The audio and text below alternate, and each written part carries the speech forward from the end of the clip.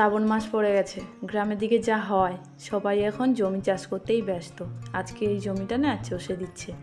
ছোটবেলায় দেখতাম কাকা দাদু ওরা কী করতো, জমিতে নাঙল দিত, দুটো গরু দিয়ে জমিতে নাঙল দেওয়া হতো, কত সময় লেগে যেত জমি চষতে। কিন্তু এখন ট্রাক্টর 1 ঘন্টায় কতটা জমির সাথে সাথে চষে দেয়।